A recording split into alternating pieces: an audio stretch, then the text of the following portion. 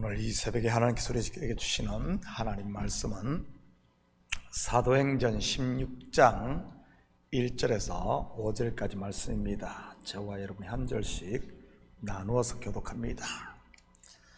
바울이 더베와 루스드라에도 이르매 거기 디모데라는 제자가 있으니 그 어머니는 믿는 유대 여자요 아버지는 헬라인이라.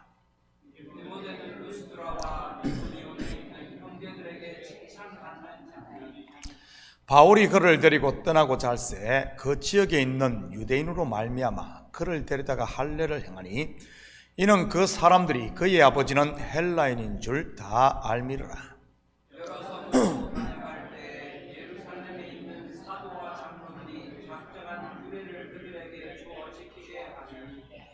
같이 읽겠습니다. 이에 여러 교회가 믿음이 더 굳건해지고 수가 날마다 늘어가니라. 아멘. 좋은 아침입니다. 오늘 본문은 바울의 2차 선교여행을 소개하고 있습니다. 원래 바울이 2차 선교를 계획했던 목적이 무엇이었습니까? 1차 선교 때 세워진 교회들을 신방하는 것이었습니다. 물론 거기에는 교회를 어지럽히는 거짓 선생들 때문이었던 것이고요. 바로 이방인도 할례를 받아야 구원을 얻을 수 있다는 잘못된 가르침 말이지요. 여기서 할례는 단순히 할례 하나만을 말하는 것이 아닙니다. 좀 넓게 보면 율법을 다 지켜야 한다는 의미로 볼 수도 있는 것이지요. 결국 이 말은 구원이 오직 은혜가 아닌 행위로 얻는다든지 또는 은혜 반 행위 반이라는 의미를 담고 있습니다. 그런데 초대교회의 거짓 선생들이 뿌린 이런 가라지의 뿌리가 지금까지도 남아있다는 것 아십니까?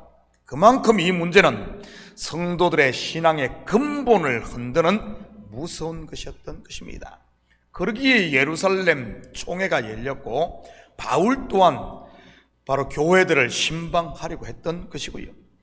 오늘은 바울의 2차 선교여행 가운데 어떤 일들이 있었는지 같이 살펴보도록 하겠습니다. 1절입니다.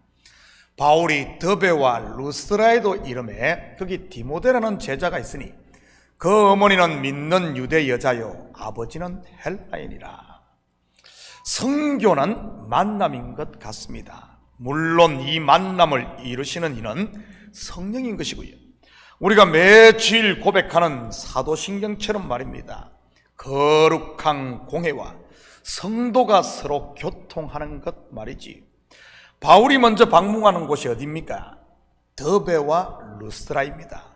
여러분 기억하시는지 모르겠지만 1차 선교 여행 때 이곳 루스드라에서 어떤 일이 있었습니까? 나면서부터 걷지 못하는 사람을 고치고 바울이 석사를 당합니다. 석사가 뭐죠? 돌에 맞아 죽는 것 말입니다. 돌로 친 유대인들이 죽은 줄 알고 성 밖에 내다 버렸는데 살아났던 것이고요. 그런 그곳에 다시 들어가 복음을 전했던 곳이 바로 루스드라입니다. 그런데 본절을 가만히 보면 뉘앙스가 좀 거시기 합니다. 바울이 더베와 루스드라에도 이르매. 어떤 느낌이 듭니까? 루스드라에도 이르매. 가고 싶지 않았다는 뉘앙스가 있지 않습니까? 여러분 같아도 그랬지 않겠어요? 돌을 맞았던 아픈 기억이 있었던 곳이니 말이지. 한마디로 하면 바울에게 루스드라는 땅끝이었던 것이지. 선지자 요나에게 니느웨가 그랬듯이 말입니다. 그런데 다 가도 그곳만은 가고 싶지 않은 곳 말이지.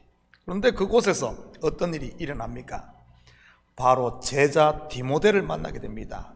후에 바울은 이 디모데를 어떻게 부른 줄 아십니까? 자기의 아들이라고 부릅니다. 바로 땅끝에서 하나님이 예비한 믿음의 아들을 만난 것이지. 다르게 말하면 디모데는 그가 돌에 맞고 죽으며 낳은 아들이었던 것이기도 하고요. 1차 선교여행 때 뿌린 복음의 씨가 자라 열매로 나타난 것이니까요. 혹시 여러분 가운데 지금 땅끝에서 계신 분 계십니까? 나의 한계는 여기까지야 하시는 분 말이지. 또는 나는 참을 만큼 참았어 하시는 분 말입니다. 그런 분이 계시다면 이제는 더 이상 내가 하려고 하지 마시고 모든 것을 하나님 앞에 내려놓고 믿음의 날개를 펼 수 있기를 축복합니다. 그러면 여러분 앞에도 하나님이 준비한 믿음의 아들 디모데를 만나게 될 테니 말이지. 알고 보면 성령의 열매가 이렇게 맺히는 것 아닙니까? 사랑과 희락과 화평, 권유와 자비와 양성과 충성 말입니다. 성령께서 나를 통해 일하심으로 말이지요. 내가 내 열심으로, 내 육신의 생각으로, 내 계획으로 맺히는 열매가 아닌 모든 것을 내놓고 성령이 일하심으로 맺히는 열매 말입니다. 2절입니다. 디모데는 루스드라와 이고니온에 있는 형제들에게 칭찬받는 자니. 신학자들에 의하면 당시 디모데의 나이가 10대일 것으로 추측을 합니다. 적게는 14살부터 많게는 18살까지 말이지요. 그 근거로 디모데전서 4장 12절을 들고요, 한번 볼까요? 누구든지 내 연소함을 업신여기지 못하게 하고 오직 말과 행실과 사랑과 믿음과 정절에 있어서 믿는 자에게 본이 되어. 바울이 에베소에서 목회를 하고 있던 디모데에게 디모데전서를 쓴 때가 AD 62년에서 64년경입니다. 그리고 오늘 본문에 나온 바울이 2차 선교 여행을 시작해 디모데를 만난 때가 AD 49년에서 50년 사이고요. 만약 디모데가 14살에 오늘 본문 14살에 바울을 만났다면 디모데 전서를 받아볼 당시 그의 나이는 30살이었을 것이고 18에 바울을 만났다면 34살이었을 겁니다. 다시 말해 바울이 그의 첫 번째 서신인 디모데 전서에서 내 연소함을 업신여기지 못하게 하고 라는 표현을 보면 그가 아주 젊은 목회자였다는 말입니다. 30이 갓 된 아니면 더 어릴 수도 있고요. 그런데 바울이 티네이저인 디모데를 만났을 당시 그는 이미 루스드로와 이고니온에 있는 형제들에게 칭찬받는 자라고 소개를 하고 있습니다. 그렇다면 이 티네이저인 이 젊은이가 어떻게 많은 사람들에게 본이 되고 칭찬을 받는 이런 참 아름다운 믿음을 갖게 되었을까요? 감사하게도 성경은 우리에게 그 힌트를 제공하고 있습니다. 한번 볼까요? 디모데후서 1장 5절입니다. 이는 내 속에 거짓이 없는 믿음이 있음을 생각함이라. 이 믿음은 먼저 내 외조모 로이스와 내 어머니 유니게 속에 있더니 내 속에도 있는 줄을 확신하노라. 바로 어머니로부터 유산으로 물려받은 것입니다. 다시 말해 믿음이 그 가정에 대물림 되었다는 뜻이지요. 칭찬받는 외할머니의 믿음이 어머니 유니게에게 그리고 디모데에게 전수되었다는 말입니다. 여러분의 믿음은 어떻습니까? 사람들에게 칭찬받는 건강한 믿음입니까? 아니면 내 자식도 인정하지 않는 그런 엉터리 믿음입니까? 여러분, 우리의 신앙은 나 혼자만의 것이 아닙니다. 내 주위에는 구름처럼 허다한 정인들이, 나를 보고 있는 정인들이 있다는 말입니다. 먼저는 하나님이 보고 계시고, 가정에서는 남편과 아내, 부모와 자식들이, 사회에서는 친구와 직장 상사 동료들이, 그리고 교회에서는 많은 형제 자매들과 믿음의 후배들이 말이지. 나의 말 한마디, 행동 하나하나가 누군가에게 영향을 준다는 말입니다. 저는 우리 식구들이 좋은 신앙의 유산을 자녀들과 주위 사람들에게 물려주는 이 시대의 로이스와 유니게들이 되시기를 축복합니다. 3절입니다. 바울이 그를 데리고 떠나고자 할새 그 지역에 있는 유대인으로 말미암아 그를 데리다가 할례를 행하니 이는 그 사람들이 그의 아버지는 헬라인인 줄 다 알미르라. 할례를 받아야만 구원을 얻는다는 거짓 선지자와 안디옥 교회와 예루살렘 총에서 속된 표현으로 하면은 피 터지게 싸웠던 바울이 왜 디모데에게 할례를 행했을까요? 할례의 할자만 들어도 치가 떨릴 텐데 말이지. 이것 때문에 얼마나 많은 교회들이 시끄러워졌습니까? 권위를 업신여기며 제멋대로 행동하는 교회에 가만히 들어온 유대주의이단 말이지. 지금 이곳 루스드라에 신방 온 이유도 바로 이것 때문 아니었습니까? 그런데 왜 디모데에게 할례를 행했겠습니까? 그것은 바로 복음을 위해서 했던 것입니다. 바울이 복음을 전하러 간 성마다 주로 어디에서 복음을 전하던가요? 유대인 회당이 있는 곳에는 회당에서, 그리고 회당이 없는 곳에는 광장에서 전했습니다.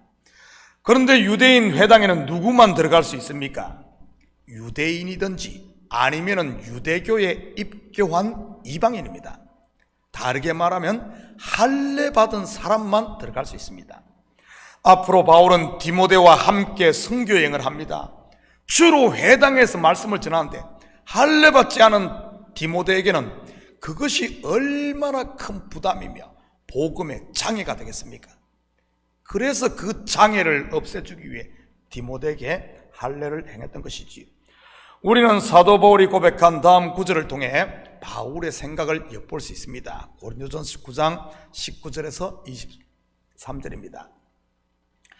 내가 모든 사람에게서 자유로우나 스스로 모든 사람에게 종이 된 것은 더 많은 사람을 얻고자 함이라. 유대인들에게 내가 유대인과 같이 된 것은 유대인들을 얻고자 함이요, 율법 아래 있는 자들에게 내가 율법 아래 있지 아니하나 율법 아래 있는 자같이 된 것은 율법 아래 있는 자들을 얻고자 함이요, 율법 없는 자에게는 내가 하나님께는 율법 없는 자가 아니요 도리어 그리스도의 율법 아래 있는 자이나 율법 없는 자와 같이 된 것은 율법 없는 자들을 얻고자 함이라. 약한 자들에게 내가 약한 자와 같이 된 것은 약한 자들을 얻고자 함이요, 내가 여러 사람에게 여러 모습이 된 것은 아무쪼록 몇 사람이라도 구원하고자 함이니, 내가 복음을 위하여 모든 것을 행하면 복음에 참여하고자 함이라. 저는 우리 식구들의 신앙이 좀 이렇게 대범해졌으면 좋겠습니다. 하나만 알고 둘은 모르는 좁쌀 같은 쫌생이 신앙이 아니라 큰 그림을 볼 줄 아는 그런 여유 있는 신앙 말이지. 소인배의 신앙이 아니라 군자의 신앙 말입니다. 복음을 위해서라면 자기를 내려놓고 맞출 수 있는 신앙 말입니다. 자기 것만 옳다고 주장하는 이런 쫌생이 신앙 말고요. 우리 주인이신 예수님께서 그러셨으니까요. 죄인을 구원하시기 위해 죄 없으신 분이 죄인의 몸을 입고 우리에게 오신 것 말입니다. 다른 사람을 바꾸려고 하지 마시고 내가 변할 수 있기를 축복합니다. 그러면 자연스럽게 내가 본이 됨으로 형제들이 나를 따라올 테니 말이지. 4절 5절입니다. 여러 성으로 다녀갈 때 예루살렘에 있는 사도와 장로들이 작정한 규례를 그들에게 주어 지키게 하니 이에 여러 교회가 믿음이 더 굳건해지고 수가 날마다 늘어가니라. 그리고 바울은 각 교회를 신방하며 예루살렘 총회에서 결의했던 그 구원은 오직 믿음으로라는 이 교리를 가르칩니다. 거짓 선생들이 뿌린 가라지 이 시험과 환난을 통해 그들의 신앙이 오히려 바르게 세워진 것이지. 사실 지금 신학교에서 이 신학의 뼈대라고 할 수 있는 조직 신학이 바로 이런 과정을 통해 세워진 겁니다. 거짓 교사들의 잘못된 교리를 바로 잡는 과정에서 나온 것 말이지. 이처럼 성도들의 신앙이 바른 말씀 위에 세워지자 어떻게 됩니까? 교회는 더 믿음이 굳건해지고 부흥하게 되는 것입니다. 지금 우리 교회도 그런 과정에 있는 것이고요. 다시 말해 부흥을 눈앞에 두고 있다는 말입니다. 사랑하는 성도 여러분, 오늘 하루도 이 말씀 붙잡고 우리의 말과 우리의 삶을 통해 여러분 주위에 있는 사람들에게 믿음의 아들을 좀 낳고 하나님의 나라를 세우고 확장하는, 오늘도 하나님의 일꾼으로 사는 이런 복된 하루 되기를 예수님의 이름으로 축복합니다. 같이 기도하십시다. 사랑의 아버지 하나님, 참으로 감사를 드립니다. 이 새벽도 깨우시고 주님 앞에, 말씀 앞에 서게 하심을 참으로 감사를 드립니다. 아버지 하나님, 다른 사람을 변화시키려고 하지 말고 먼저 내가 변화됨으로 말미암아 본이 되는 이런 삶이 되게 도와주시옵소서. 아버지 하나님, 우리 성도들을 통해서는 아버지 하나님, 그리스도의 살아계심이 자연스럽게 증거되는 이 시대 그리스도의 증인들 되게 하시고 예수님을 묵묵히 따르는 예수님의 제자로 살게 도와주시옵소서. 감사드리며 예수님의 이름으로 기도드립니다. 아멘.